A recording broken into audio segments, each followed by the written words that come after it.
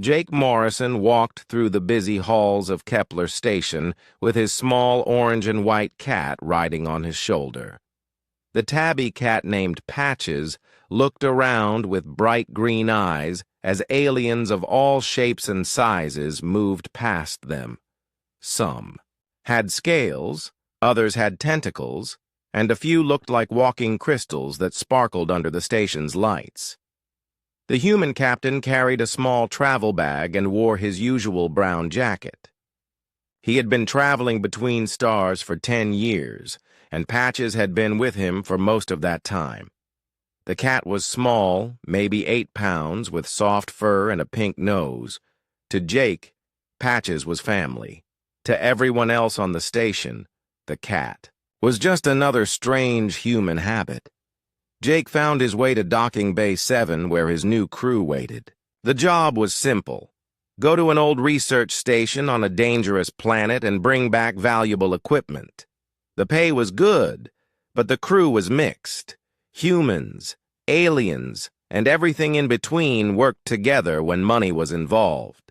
"So, you must be Morrison," said a tall woman with short black hair. She wore military gear and had scars on her hands. "I'm Captain Lisa Hayes. This is my ship and my mission." Jake nodded and shook her hand. "Good to meet you. Ready to work." Lisa looked at Patches, who was now sitting on Jake's shoulder and cleaning his paw. "What's that?" "This is Patches. He comes with me." A loud laugh came from behind Lisa. A huge reptilian creature stepped forward. He was green and scaly, with yellow eyes and sharp teeth. His arms were thick as tree trunks, and he stood nearly 8 feet tall. "A pet?" the creature said in a deep voice. "The human brought a tiny pet on a dangerous mission?" "Zektar, be nice," Lisa said, but she was trying not to smile. Zektar bent down to look at Patches more closely. The cat stared back without fear. "What does this little thing do? Does it fight? Does it hunt? Does it guard?" "He's my friend," Jake said simply. This made Zektar laugh even harder. "Friend? On my world we have war beasts with metal teeth and poison claws. They can tear through steel doors. And you bring this." He pointed at Patches with one clawed finger. Other crew members gathered around. There was Vorth, who looked like a purple octopus wearing a spacesuit. His tentacles moved as he spoke. "I have seen many strange things, but humans and their pets are the strangest. Why keep something so useless?" A creature made of blue crystals clicked and chimed, which Jake's translator turned into words. "My people bond with energy parasites that can drain power from enemy ships. Very practical. Your small mammal seems to serve no purpose." Jake felt his face get warm, but he kept his voice calm. "Cats have been with humans for thousands of years. They were some of the first animals to travel to space with us." "But why?" asked Dr. Pete Collins, the human medic on the team. He seemed genuinely curious rather than mean. "I mean, what do they actually do?" "They're good company," Jake said, "and they're good hunters." Zektar laughed again. "Hunters? What does it hunt? Dust particles?" Patches finished cleaning his paw and looked around at all the aliens staring at him. He seemed completely calm, even bored. He jumped down from Jake's shoulder and walked over to investigate a small crate nearby. "Look at it," said Vorth. "So small and weak. One of my tentacles is stronger than its whole body." "On my home world," said a new voice, "we would eat something that size as a snack." The speaker was Dr. Amanda Clark, a human woman who studied alien animals. She was joking, but not in a kind way. Lisa clapped her hands. "All right, everyone, load up. We have a schedule to keep." She looked at Jake. "Your cat can come, but if it causes any problems or gets in the way, it goes in a cage." "Understood," Jake said. As the crew loaded their gear onto Lisa's ship, the Iron Claw, Jake heard them talking about their own companion animals. Zektar described his people's war beasts, creatures the size of elephants with armor plating and energy weapons built into their bodies. Vorth talked about his symbiotic helpers that could change shape and survive in space without protection. The crystal being, who called itself Shardsinger, explained how its people partnered with living machines that could repair themselves and evolve new abilities. Even Dr. Clark mentioned the enhanced war dogs used by some human military units, animals with cybernetic implants and genetic modifications. "All useful," Zektar said as they walked onto the ship. "All powerful. All serving a real purpose." He looked at Patches, who was following Jake closely. Not like some creatures. Inside the ship, Jake found his small cabin and set up Patches' bed and food bowls. The cat explored the room carefully, sniffing everything and checking under the bed. This was normal behavior for Patches in a new place. "Making sure it's safe?" Jake asked, scratching behind Patches' ears. The cat purred and rubbed against Jake's hand. Outside the cabin, Jake could hear the crew still talking and laughing about the useless pet. Some made jokes about what would happen if they ran out of food on the mission. Others wondered if the cat would be afraid of the dangerous animals they might meet on the planet. Jake had heard it all before. Everywhere he went, people looked at Patches and saw something cute, but pointless. They saw a small, soft animal that needed to be fed and protected. They saw a burden. Jake saw something different. He saw an animal whose ancestors had survived ice ages and plagues. He saw a creature that could hunt in complete darkness and land on its feet from any height. He saw a friend who had saved his life more than once, though he had never told anyone those stories. "Let them laugh," Jake said quietly to Patches. "We know better." The ship's engines started up, and Jake felt the familiar feeling of leaving a space station. Soon they would be traveling through hyperspace toward Zarion 7. The mission would take 2 weeks, and Jake knew the jokes about Patches would continue the whole time. The cat didn't seem to care. He settled down on his bed and closed his eyes. To everyone else, he looked like he was just going to sleep. But Jake noticed how Patches' ears kept moving, listening to every sound the ship made. Even resting, the cat was alert. "Good boy," Jake whispered. "Get some rest. Something tells me we're going to need it." The Iron Claw traveled through hyperspace for 3 days before reaching the Zarion system. During that time, the crew got to know each other better. Jake learned that Lisa had been a military officer before becoming a mercenary captain. Zektar was from a warrior culture where strength meant everything. Vorth was an engineer who could fix almost any machine with his many tentacles. Dr. Pete Collins was quiet but smart. He had worked on dozens of dangerous missions and always kept everyone healthy.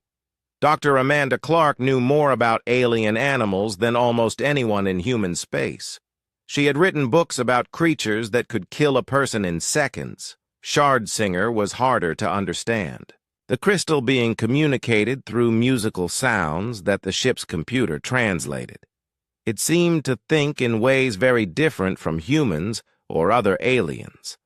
Sometimes it would stand perfectly still for hours, and no one knew if it was thinking, sleeping, or doing something else entirely. The crew spent their time checking equipment and planning the mission. Zarion 7 was known to be dangerous. The planet had thick forests, poisonous plants, and animals that saw everything else as food. The research station they were going to had been abandoned for 5 years after some kind of accident. During these 3 days, Patches became the ship's entertainment. The crew members would watch him play with a small toy mouse that Jake had brought. They laughed when the cat chased the toy around the common room, pouncing on it and carrying it in his mouth.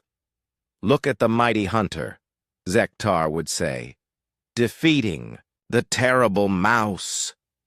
Vorth enjoyed dangling one of his tentacles for Patches to chase.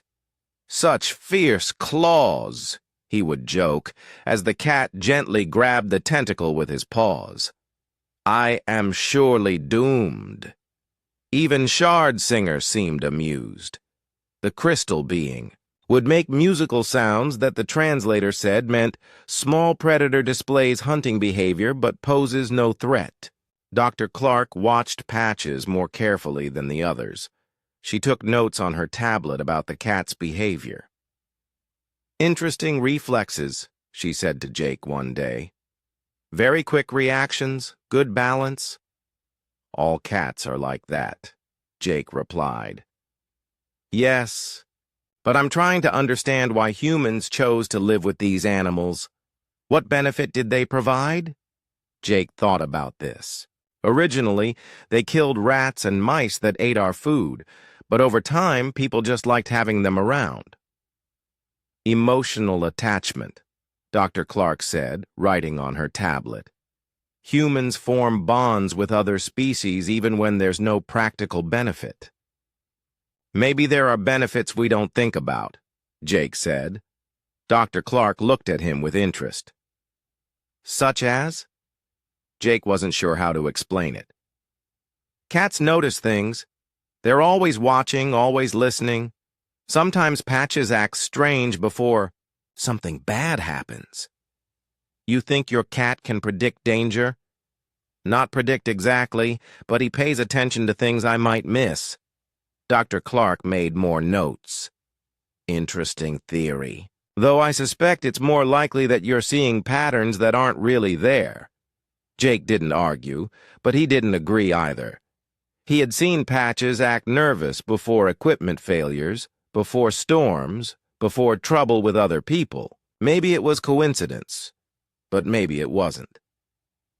On the 4th day, they dropped out of hyperspace near Zerion 7. The planet looked green and blue from space, covered in thick forests and deep oceans. It looked beautiful, but Jake knew that many dangerous places looked peaceful from far away. "Beginning surface scans," announced Vorth from the engineering station. His tentacles moved over multiple control panels at once. "Atmospheric composition is breathable for most species. Temperature ranges are acceptable. No signs of intelligent life." "What about non-intelligent life?" Lisa asked. "Massive biosignatures throughout the forest regions," Vorth replied. "Many large creatures. The computer is having trouble identifying specific species." Dr. Clark leaned over the sensor displays. "The ecosystem is very active. I'm seeing heat signatures that suggest creatures ranging from small mammals to something the size of a ground vehicle." "Define something," Lisa said. "Unknown predator species, possibly several different types. The research station's files will have more information once we access them." Zektar cracked his knuckles, which sounded like breaking wood. "Good. A mission without danger is boring." As they approached the planet's surface, Jake noticed that Patches was acting different. The cat had been playful and relaxed during the hyperspace journey, but now he seemed more alert. He sat by the window looking down at the planet, his tail twitching slightly. "Excited to see a new world?" Jake asked, reaching over to pet the cat. Patches looked at Jake for a moment, then went back to staring at the planet. His ears were forward, and his pupils were larger than normal. Jake had seen this behavior before when Patches sensed something that made him nervous. The ship entered the atmosphere and began flying toward the research station's coordinates. Below them, Jake could see the thick forest that covered most of the continent. The trees were huge, some reaching hundreds of feet into the sky. Their leaves were dark green, almost black, creating deep shadows even in daylight. There, Dr. Clark pointed to a clearing ahead. The station. The research facility was a collection of white buildings connected by covered walkways. Solar panels and communication dishes sat on the roofs. Everything looked normal from the air, but Jake noticed that vegetation was starting to grow over some of the structures. No power signatures, Vorth reported. Emergency power only. No life signs in the immediate area. What about the larger area? Lisa asked. Scanning? I'm detecting movement in the forest around the station. Multiple large creatures, but they seem to be keeping their distance. Lisa nodded. Smart animals stay away from human technology, even when it's turned off. As the ship landed in the station's parking area, Jake felt Patches press against his leg. The cat was making a very quiet sound, almost too low to hear. It wasn't quite a purr, and it wasn't quite a growl. You okay, buddy? Jake asked. Patches looked up at him with wide eyes, then looked toward the forest. Whatever the cat was sensing, it was making him uncomfortable. The crew began unloading their equipment. They had tools for cutting through locked doors, computers, for accessing the station's data, and weapons in case they met any dangerous animals. Everyone except Jake carried military-grade gear designed to stop creatures much larger than humans. Remember, Lisa said as they gathered their gear, we're here for the quantum processors and the research data. Everything else is secondary. We go in, we get what we came for, we leave. What if we run into trouble? Dr. Collins asked. Zektar held up a weapon that looked like it could punch holes through steel. Then we handle it. Jake picked up Patches and put him on his shoulder. The cat immediately started looking around at the forest, his head turning to track sounds that no one else could hear. Is it going to be a problem if your pet gets scared? Lisa asked. Patches doesn't get scared easily, Jake replied. If anything, he'll probably be more calm than the rest of us. Vorth laughed. The day I need to be calm like a house pet is the day I retire. As they walked toward the station's main entrance, Jake noticed that Patches kept looking over his shoulder toward the forest behind them. The cat's behavior was subtle, but Jake had learned to read the signs. Something out there was making Patches nervous, and that meant Jake should be nervous too. But he didn't say anything. The crew was already making jokes about his useless pet. They wouldn't listen if he told them to be careful because his cat seemed worried. Jake decided to just watch Patches closely and stay alert. After all these years together, he trusted the cat's instincts more than any sensor or computer. The research station's main door was locked, but Vorth's tools made quick work of the electronic seal. The door slid open with a soft hiss, releasing stale air that smelled of metal and old electronics. Emergency lighting cast red shadows down. The hallway inside. Atmospheric readings are good, Dr. Collins said, checking his scanner. Air is safe to breathe, though it's been recycled for years. Lisa stepped inside first, her weapon ready. The others followed, their footsteps echoing in the empty corridors. Jake came last, with Patches still riding on his shoulder. The cat's ears were moving constantly, listening to every sound. The station was bigger than it looked from outside. Hallways branched off in several directions, leading to laboratories, living quarters, and storage areas. Emergency signs pointed toward different sections. Biolabs, computer core, quantum research, containment. Split up to cover more ground, Lisa decided. Zektar and Vorth check the Quantum Research Lab. Dr. Clark and Dr. Collins, head to the biolabs. Morrison and I will secure the computer core. What about the containment area? Jake asked. We'll check that last if we have time, Lisa said. Right now we focus on our primary objectives. As the group separated, Jake noticed that Patches was sniffing the air more than usual. The cat's nose was working overtime, trying to identify scents that the humans couldn't detect. Something wrong with your cat? Lisa asked as they walked toward the computer core. He's just getting used to a new place, Jake replied. But he wasn't entirely convinced. Patches seemed more alert than usual, almost tense. They reached the computer core without incident. The room was filled with humming servers and data storage units. Most of the screens were dark, showing only basic system information. Help me. Get these systems online, Lisa said, connecting her portable computer to the main terminal. While Lisa worked on accessing the station's files, Jake let Patches down to explore the room. The cat immediately began investigating every corner, sniffing at vents and checking behind equipment racks. Find anything interesting? Jake asked. Patches looked at him and made a small chirping sound.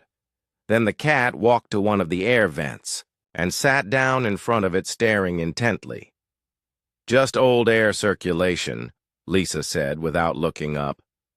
These stations always have weird smells. Jake wasn't so sure. Patches had a specific way of sitting when he was tracking something. His body was perfectly still except for the tip of his tail, which moved just slightly. It was the same pose he used when watching birds outside a window. Got it, Lisa announced. Accessing research files now. While Lisa downloaded the station's data, Jake heard voices in the hallway. The other teams were reporting their progress. Over the radio. Quantum lab secured. Zektar's voice crackled through the speaker. Equipment is intact. Beginning extraction.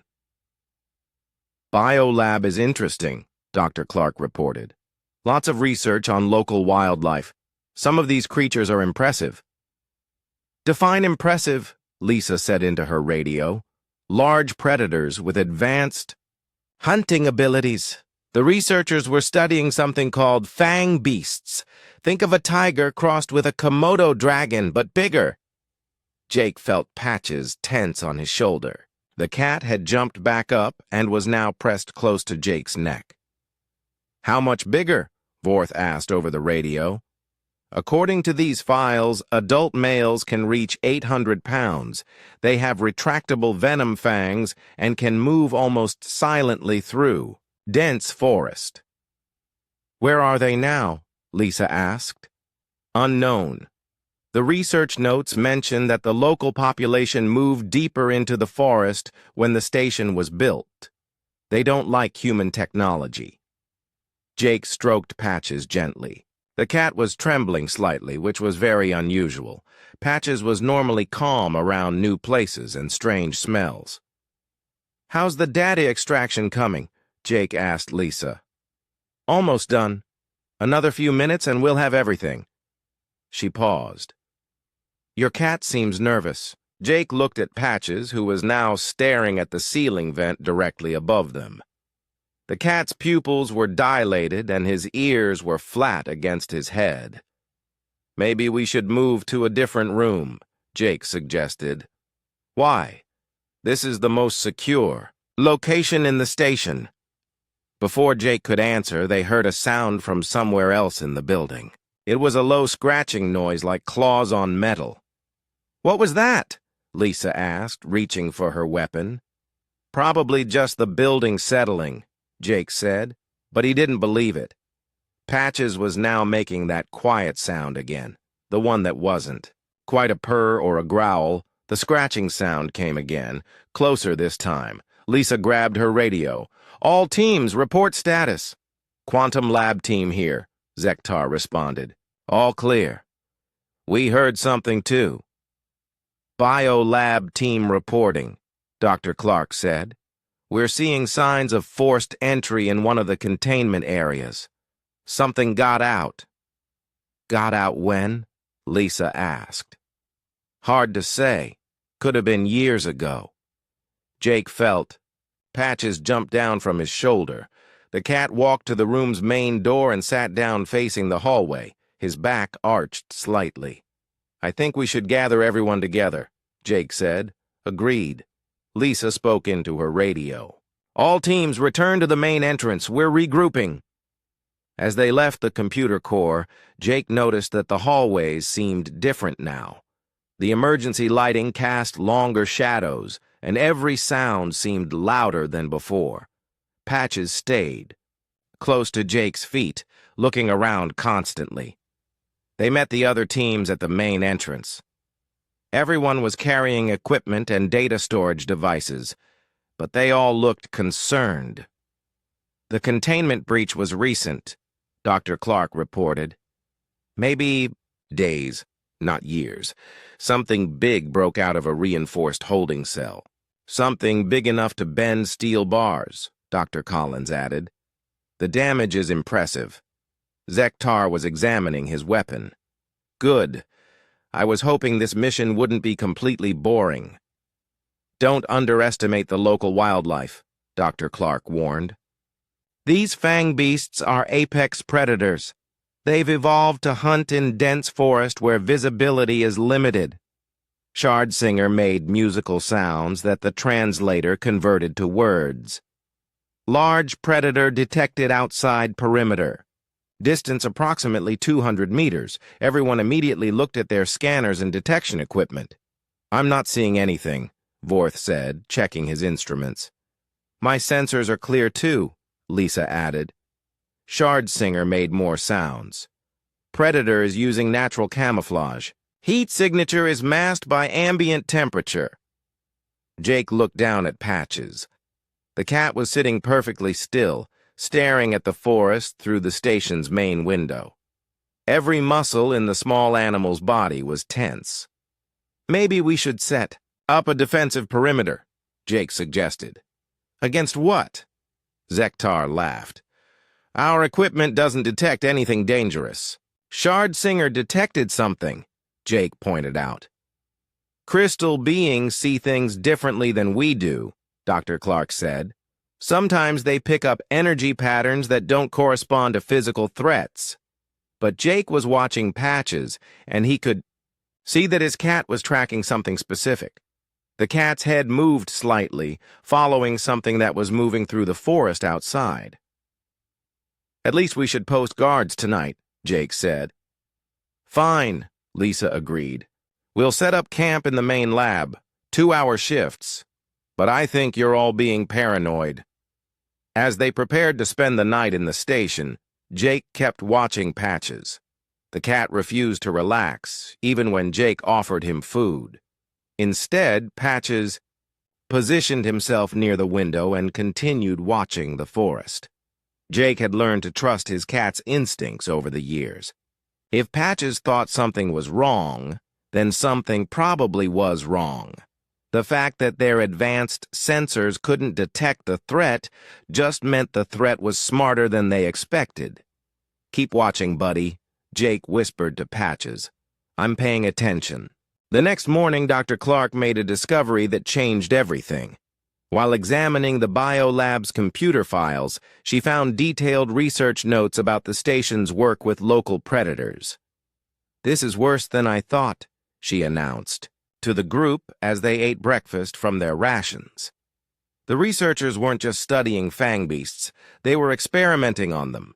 What kind of experiments? Lisa asked. Dr. Clark pulled up files on her tablet.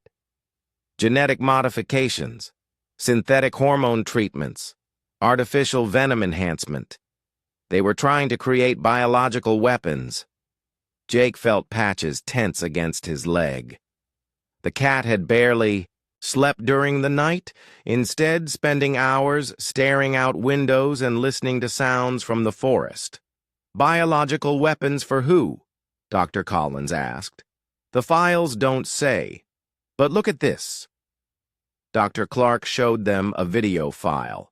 On the screen, a massive creature paced back and forth in a reinforced cage. It looked like a tiger, but larger, with longer fangs and strange patterns on its fur.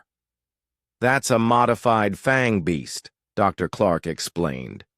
"They enhanced its natural venom and treated it with synthetic viruses to increase aggression." The creature in the video was clearly not normal. Its eyes had an unnatural glow, and its movements seemed too fast, too angry. Even through the screen, Jake could sense that this animal was something that should not exist. "Where is this creature now?" Vorth asked. "Unknown. This video is 3 months old. The containment breach happened sometime after that." Zektar checked his weapon again. "So we might encounter one of these modified predators. Or several." "Doctor," Clark said grimly, "the files mention at least 4 test subjects." Jake looked down at Patches. The cat was staring at Dr. Clark's tablet, and his fur was standing up slightly along his back. Jake had never seen Patches react to a video before. "What else do the files say about these creatures?" Jake asked. Dr. Clark scrolled through more. Data. Enhanced size and strength. Venom that can kill most species in minutes. Improved night vision and hearing. She paused. "And something called adaptive camouflage." "What does that mean?" Lisa asked. "The synthetic virus changes their metabolism. Their body temperature drops to match their surroundings. They produce fewer scent markers. Even their electromagnetic signatures become difficult to detect." "You mean our sensors can't see them?" Vorth sounded worried. "Exactly. These creatures were designed to be invisible to most scanning technology."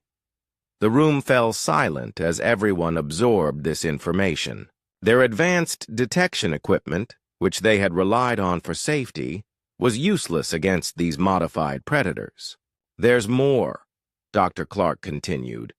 "The virus also affects their behavior. It makes them more intelligent and more aggressive. They start thinking like hunters instead of just animals." "How intelligent?" Jake asked. The researchers compared their problem-solving abilities to those of a human child. "They can use tools, set traps, and plan coordinated attacks." Shardsinger made musical sounds. The translator said, "Detected energy patterns suggest presence of enhanced predator within 1 kilometer." "Where?" Lisa asked, grabbing her weapon. "Direction uncertain. Energy signature is fragmentary and inconsistent." Jake stood up and walked to the nearest window. Patches immediately joined him, jumping onto the windowsill to look outside. The forest looked peaceful in the morning light, but Jake knew that appearances could be deceiving. "If these creatures are so dangerous, why haven't they attacked already?" Dr. Collins asked. "Maybe they're studying us," Dr. Clark suggested. "Learning our patterns before they strike." This made everyone uncomfortable. The idea that they were being watched and analyzed by invisible super predators was terrifying. "We should leave," Jake said. "Get what we came for and go." "We still need the quantum processors from the research lab," Lisa replied. "That equipment is worth millions." "Not if we're dead," Jake pointed out. Zektar laughed, but it sounded forced. "I have fought creatures across the galaxy. These modified animals may be dangerous, but they're still just animals." "Are they?" Dr. Clark asked. "Look at this." She showed them another file. It contained photographs of the research station's outer defenses. Security cameras, motion sensors, and automated weapons had all been systematically destroyed. But the damage wasn't random. It showed signs of careful planning. Something studied the station's defenses and took them out one by one, Dr. Clark explained. It knew which systems to target first. Jake felt a chill run down his spine. These weren't just enhanced animals. They were thinking, planning, and preparing to hunt. Patches suddenly jumped down from the windowsill and ran to the opposite side of the room. He crouched low and stared at a different window, his tail twitching with tension. "What's wrong with your cat?" Vorth asked. Jake followed Patches and looked out the window. The forest appeared empty, but he could see that some of the smaller trees were moving slightly, even though there was no wind. "Something's out there," Jake said quietly. "Where?" Lisa joined him at the window. "I can't see it directly, but watch the trees.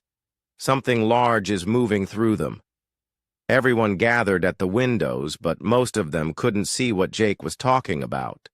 The movement was subtle, just a slight swaying of branches and a few leaves falling at the wrong time. "I see it," Dr. Clark said finally. "Something is definitely moving through the forest. It's staying hidden. But it's there." Patches was now moving from window to window, tracking whatever was outside. The cat's behavior clearly showed that he could sense something that the others couldn't see. "How many are out there?" Lisa asked. Shardsinger made more musical sounds. "Multiple energy sources detected. Estimate 3 to 5 individual predators." "They're surrounding us," Jake realized. "Or they're positioning themselves for an attack," Dr. Clark added. Zektar raised his weapon toward the window. "Let them come. I'm ready." "No," Jake said quickly. "Don't shoot unless you have a clear target. If we start firing randomly, we'll just waste ammunition." "The human is right," Vorth agreed. "We need to conserve our resources." As they watched, the movement in the forest stopped. Whatever was out there had settled into position and was now waiting. "What are they waiting for?" Dr. Collins asked. "Maybe for dark," Dr. Clark suggested. "The files mention that these creatures prefer to hunt at night." Jake looked at his watch. It was still morning. They had hours before nightfall. "We need to get the quantum processors and leave before sunset," he said. "Agreed," Lisa nodded. "Zektar and Vorth, get to the research lab as fast as possible. Everyone else, pack up our equipment." As the crew prepared to complete their mission quickly, Jake kept watching Patches. The cat had positioned himself where he could see multiple windows at once. His head turned constantly, tracking movements that no one else could detect. Jake realized that Patches was doing something the advanced sensors couldn't do. The cat was using millions of years of evolution, instincts that had been perfected over countless generations of hunting and being. "Hunted. Keep watching, buddy," Jake whispered. "We're going to need all the help we can get." The sun was setting behind the thick forest when the crew finished loading the quantum processors onto their ship. The valuable equipment was safely stored, and all the research data had been copied to their computers. By all measures, the mission was a success, but Jake didn't feel successful. He felt watched. "We should leave now," he said, as the crew gathered their personal gear. "Too late for that," Lisa replied, checking her scanner. "Flying at night over this terrain is too dangerous. The ship's navigation system can't map all the tall trees in the dark." "So we stay another night?" "Just one more. We leave at first light." Jake looked at Patches, who was sitting by his feet and staring at the forest. The cat had refused to eat during the day and had spent hours tracking movements that only he could see. "At least we should set up a proper watch schedule," Jake suggested. "Already planned," Lisa said. 2-person teams, 2-hour shifts. We'll keep guards posted all night." As darkness fell over the research station, the crew set up their sleeping area in the main laboratory. It was the most secure room, with thick walls and only 2 entrances. They arranged their equipment to create barriers and set up motion sensors at both doors. Jake volunteered for the first watch along with Dr. Collins. They positioned themselves where they could see both entrances and most of the windows. "Your cat seems nervous," Dr. Collins observed as they settled in for their shift.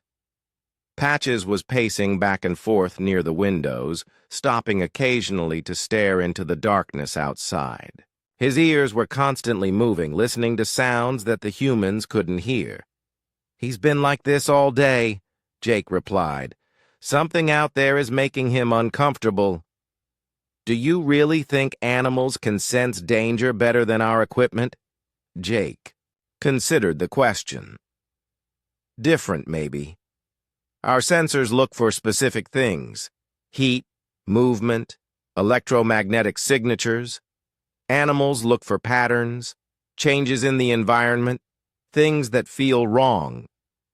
Interesting theory. They sat in silence for a while, listening to the quiet sounds of the forest outside. Occasionally they heard branches creaking or leaves rustling, but nothing that seemed threatening. Then Patches did something that made Jake's heart skip a beat. The cat suddenly froze in the middle of the room, every muscle in his body tense. He was staring at something in the darkness outside, something that Jake couldn't see.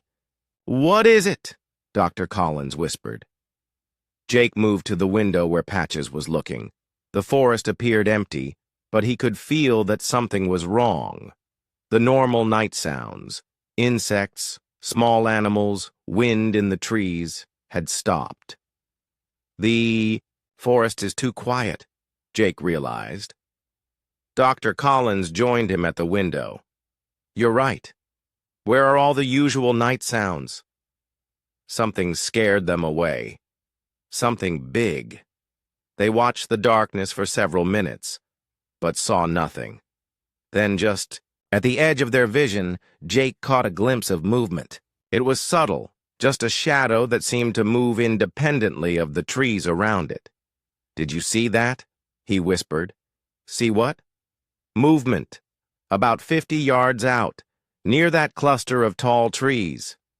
Dr. Collins stared in the direction Jake was, pointing, but shook his head. "I don't see anything." Patches was now making that quiet sound again, the one that wasn't quite a purr or a growl.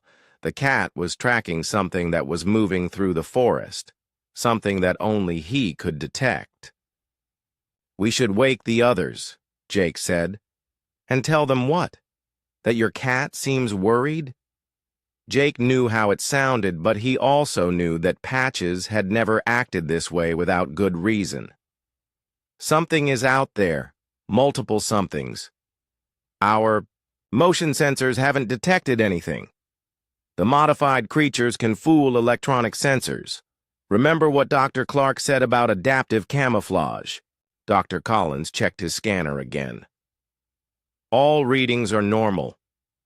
But Jake was watching Patches, and the cat's behavior told a different story. Patches was now positioned between the sleeping crew and the windows, his body language showing that he was ready to defend his territory. "At least we should check the perimeter," Jake suggested. "Too dangerous. We stay inside where it's safe." Jake wasn't sure anywhere was safe, but he didn't argue. Instead, he continued watching Patches and trying to see what the cat was seeing. Over. The next hour, Patches moved around the room several times, always positioning himself to watch different areas of the forest. It was clear that he was tracking multiple targets that were moving around the station. "They're surrounding us," Jake said quietly. "Who?" "The enhanced Fangbeasts. Patches is tracking at least 3 or 4 of them." Dr. Collins looked skeptical. "You're sure your cat can detect creatures that our advanced technology can't?" "I'm sure Patches knows when something dangerous is nearby. He's been doing it for years." When their shift ended, Jake tried to explain the situation to Zektar and Vorth, who were taking the next watch. "The human thinks his pet can see invisible monsters," Zektar laughed. "Perhaps next he will tell us the cat can predict the weather." "I'm not joking," Jake said. Something is out there. Vorth examined the motion sensors with his tentacles. All equipment is functioning normally. No, contacts detected. Just keep an eye on Patches, Jake requested. If he acts strange, be ready for trouble. We will watch the cute kitty, Zektar said mockingly. If it sees any dangerous dust particles, we will sound the alarm. Jake went to his sleeping bag, but he didn't sleep. Instead, he lay there watching Patches, who continued to pace around the room. The cat would stop at each window for a few minutes, stare into the darkness, then move to the next one. During Zektar and Vorth's shift, Jake heard them talking quietly. The cat is certainly active, Vorth observed. Small animals are always nervous in new places, Zektar replied. It means nothing. But Jake could see that even they were starting to pay attention to Patches' behavior. When the cat suddenly ran to a specific window and stared intently into the forest, both aliens would look in the same direction. Do you see anything? Vorth would ask. Nothing, Zektar would reply. But the creature seems very focused on that area. By the time the third shift began, even the skeptical crew members were watching Patches more carefully. Dr. Clark and Shardsinger took over the watch, and Jake noticed that Dr. Clark had her tablet ready to take notes. Fascinating behavior patterns, she whispered to Shardsinger. The cat is definitely tracking something. Shardsinger made quiet musical sounds. Crystal perception confirms presence of multiple life forms. Energy signatures remain elusive, but consistent. Can you tell how many? Dr. Clark asked. Estimate 4 to 6 individual entities. They maintain distance, but appear to be coordinating positions. Jake felt a chill. The modified Fangbeasts weren't just hunting randomly. They were working together, planning their approach like intelligent predators. As dawn approached, Patches finally relaxed slightly. He stopped pacing and lay down near Jake's sleeping bag, but his ears continued to move and his eyes remained alert. They're pulling back, Jake whispered to Dr. Clark. What makes you think so? Patches is calming down. Whatever was out there is moving away. Dr. Clark made notes on her tablet. If you're right, that suggests the creatures avoid daylight. Or they're just being patient, Jake said. Waiting for the right moment. As the sun rose over the forest, the crew prepared to leave. Everyone was tired from the sleepless night, but they were eager to get off the planet. See? Lisa said as they packed their gear. Nothing happened. Your cat was just nervous about being in a new place. Jake didn't argue, but he knew better. Something had been out there all night, watching them, studying them, waiting. The fact that nothing had attacked didn't mean they were safe. It just meant that whatever was hunting them was smarter than they thought. The crew was loading the last of their equipment onto the ship when Jake realized something was wrong. He looked around the loading area, checking behind crates and under equipment, but he couldn't find what he was looking for. Patches, he called. Here, kitty. No response. Jake checked inside the ship, thinking maybe the cat had gone aboard early.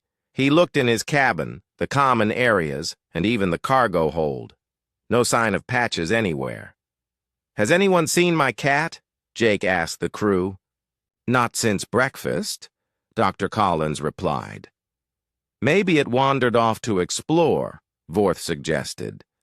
Small animals are curious. Jake felt a knot forming in his stomach. Patches never wandered off, especially not in dangerous places. The cat was smart, enough to stay close to Jake when they were in unfamiliar territory. I need to find him, Jake said, heading back toward the research station. We don't have time for this, Lisa called after him. We need to leave now if we want to reach the safety zone before dark. I'm not leaving without Patches. It's just a pet, Zektar said. "We can get you another one." Jake turned around, his face angry. "He's not just a pet. He's family, and I'm not leaving him behind." Dr. Clark looked up from her tablet where she had been reviewing the research files. "Actually, this might be more serious than we thought." "What do you mean?" Lisa asked. "I've been reading more about the enhanced Fangbeasts. According to these files, they're intelligent enough to take hostages." Everyone stopped what they were doing and stared at her. "Hostages?" Dr. Collins asked. The researchers observed this behavior during testing. When the creatures wanted to lure prey into a trap, they would capture something the prey cared about. Jake felt the blood drain from his face. "You think they took Patches?" "It's possible. These aren't normal animals. The synthetic virus made them smart enough to understand emotional bonds." "Why would they want to lure us anywhere?" Vorth asked. Dr. Clark scrolled through more files. "According to this, the enhanced creatures prefer to hunt in familiar territory. They would try to draw prey away from safe areas." Lisa checked her weapon. "So if we go looking for the cat, we're walking into a trap." "Probably," Dr. Clark agreed. Jake didn't care. The thought of Patches being taken by those monsters made him sick with worry. "I have to try to find him." "It's suicide," Zektar said. "Those creatures will kill you the moment you enter the forest." "Maybe. But I can't just abandon him." Dr. Clark made a discovery that changed everything. "Wait, look at this file. It's marked Critical Emergency Protocol." She read from her tablet. "The synthetic virus that enhanced the Fangbeasts has an unexpected side effect. It's unstable. The creatures are slowly dying from their own modifications." "What does that mean?" Lisa asked. "It means they're desperate. The virus is poisoning them, making them more aggressive and less rational. They're not just hunting for food anymore. They're hunting because the modifications are driving them insane." Jake absorbed this information. If the enhanced creatures were dying and going crazy, that made them even more dangerous. But it also meant they might make mistakes. "How long do they have?" he asked. "According to the research notes, maybe weeks. The virus burns through their systems too fast. So we're dealing with dying super-predators who have nothing to lose," Dr. Collins summarized. "Exactly." Jake made his decision. "I'm going to look for Patches. The rest of you should leave." "I can't allow that," Lisa said. "You're part of this crew." "Then come with me. But I'm not abandoning my cat." Shardsinger made musical sounds. The translator said, "Small feline life sign detected approximately 800 meters northeast of current position." Everyone looked at the crystal being in surprise. "You can detect Patches?" Jake asked hopefully.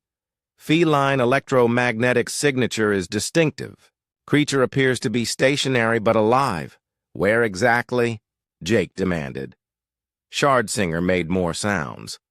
"Location is within dense forest canopy, surrounded by multiple enhanced predator signatures." "It's definitely a trap," Dr. Clark said. Jake didn't care. Knowing that Patches was alive gave him hope. "Even if the situation was dangerous, I'm going after him," he declared. "This is madness," Zektar protested. "One small animal is not worth risking everyone's lives." "Then don't risk your lives. Stay here with the ship. I'll go alone." "No," Lisa said firmly. "If we do this, we do it together. But we need a plan." Dr. Clark was still reading through the research files. "There might be a way.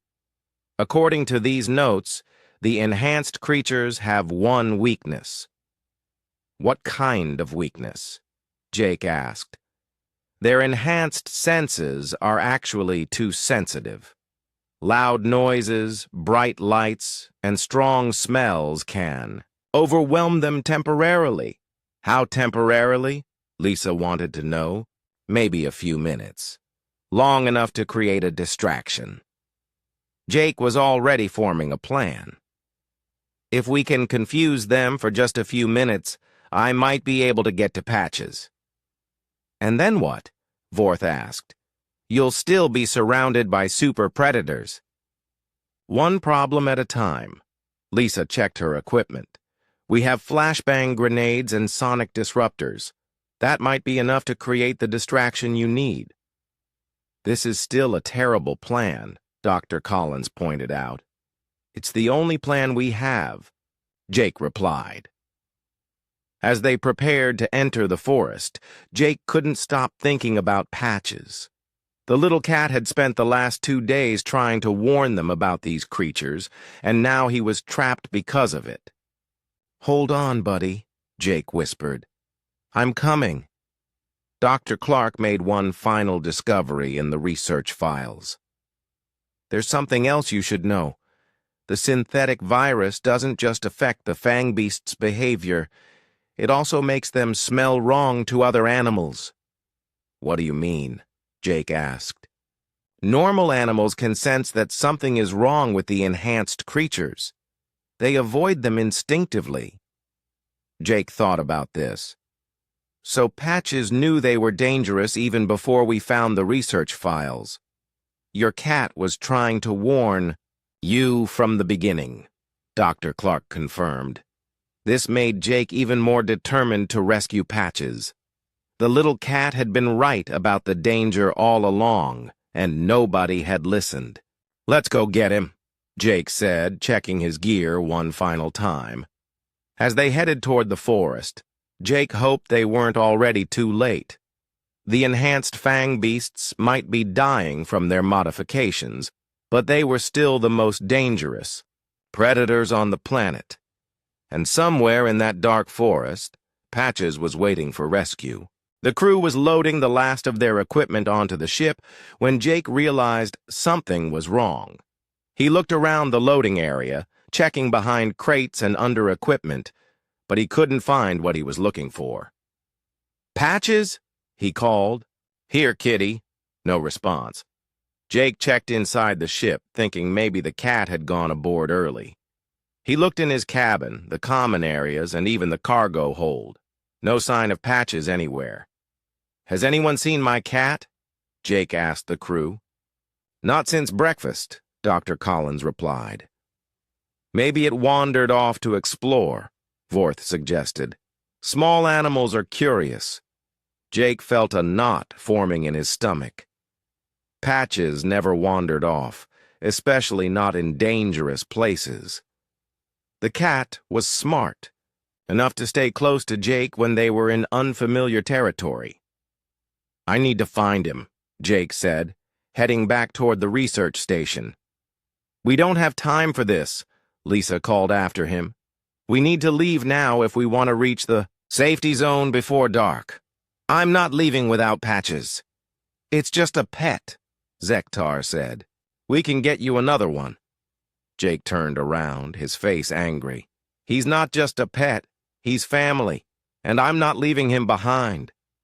Dr. Clark looked up from her tablet, where she had been reviewing the research files. Actually, this might be more serious than we thought. What do you mean? Lisa asked. I've been reading more about the enhanced Fangbeasts. According to these files, they're intelligent enough to take hostages.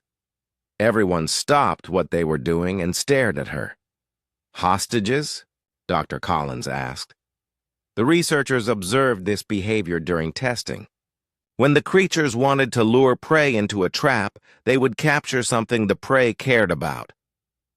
Jake felt the blood drain from his face. You think they took Patches? It's possible. These aren't normal animals. The synthetic virus made them smart enough to understand emotional bonds. Why would they want to lure us anywhere? Vorth asked. Dr. Clark scrolled through more files. According to this, The enhanced creatures prefer to hunt in familiar territory. They would try to draw prey away from safe areas. Lisa checked her weapon. So if we go looking for the cat, we're walking into a trap. Probably, Dr. Clark agreed. Jake didn't care. The thought of Patches being taken by those monsters made him sick with worry. I have to try to find him. It's suicide, Zektar said. Those creatures will kill you the moment you enter the forest. Maybe. But I can't just abandon him. Dr. Clark made a discovery that changed everything. Wait. Look at this file. It's marked Critical Emergency Protocol. She read from her tablet. The synthetic virus that enhanced the Fangbeasts has an unexpected side effect. It's unstable. The creatures are slowly dying from their own modifications. What does that mean? Lisa asked. It means they're desperate. The virus is poisoning them, making them more aggressive and less rational. They're not just hunting for food anymore. They're hunting because the modifications are driving them insane. Jake absorbed this information. If the enhanced creatures were dying and going crazy, that made them even more dangerous. But it also meant they might make mistakes. How long do they have? He asked. According to the research notes, maybe weeks. The virus burns through their systems too fast, so we're dealing with dying super predators who have nothing to lose, Dr. Collins summarized. Exactly. Jake made his decision. I'm going to look for Patches. The rest of you should leave. I can't allow that, Lisa said. You're part of this crew. Then come with me. But I'm not abandoning my cat. Shardsinger made musical sounds. The translator said, Small feline life sign detected approximately 800 meters northeast of current position. Everyone looked at the crystal, being in surprise. You can detect Patches? Jake asked hopefully. Feline electromagnetic signature is distinctive. Creature appears to be stationary but alive. Where exactly? Jake demanded. Shardsinger made more sounds. Location is within dense forest canopy, surrounded by multiple enhanced predator signatures. It's definitely a trap, Dr. Clark said. Jake didn't care. Knowing that Patches was alive gave him hope. Even if the situation was dangerous. I'm going after him, he declared. This is madness, Zektar protested. One small animal is not worth risking everyone's lives. Then don't risk your lives. Stay here with the ship. I'll go alone. No, Lisa said firmly. If we do this, we do it together. But we need a plan. Dr. Clark was still reading through the research files. There might be a way. According to these notes, the enhanced creatures have one weakness. What kind of weakness? Jake asked. Their enhanced senses are actually too sensitive. Loud noises, bright lights, and strong smells can overwhelm them temporarily. How temporarily? Lisa wanted to know. Maybe a few minutes. Long enough to create a distraction. Jake was already forming a plan. If we can confuse them for just a few minutes, I might be able to get to Patches. And then what? Vorth asked. You'll still be surrounded by super predators. One problem at a time. Lisa checked her equipment. We have flashbang grenades and sonic disruptors. That might be enough to create the distraction you need. This is still a terrible plan, Dr. Collins pointed out. It's the only plan we have, Jake replied. As they prepared to enter the forest, Jake couldn't stop thinking about Patches. The little cat had spent the last 2 days trying to warn them about these creatures, and now he was trapped because of it. Hold on, buddy, Jake whispered. I'm coming. Dr. Clark made one final discovery in the research files. There's something else you should know. The synthetic virus doesn't just affect the Fangbeast's behavior, it also makes them smell wrong to other animals. What do you mean? Jake asked. Normal animals can sense that something is wrong with the enhanced creatures. They avoid them instinctively. Jake thought about this. So Patches knew they were dangerous even before we found the research files. Your cat was trying to warn you from the beginning, Dr. Clark confirmed. This made Jake even more determined to rescue Patches. The little cat had been right about the danger all along, and nobody had listened. "Let's go get him," Jake said, checking his gear one final time. As they headed toward the forest, Jake hoped they weren't already too late. The enhanced Fangbeasts might be dying from their modifications, but they were still the most dangerous predators on the planet. And somewhere in that dark forest, Patches was waiting for rescue.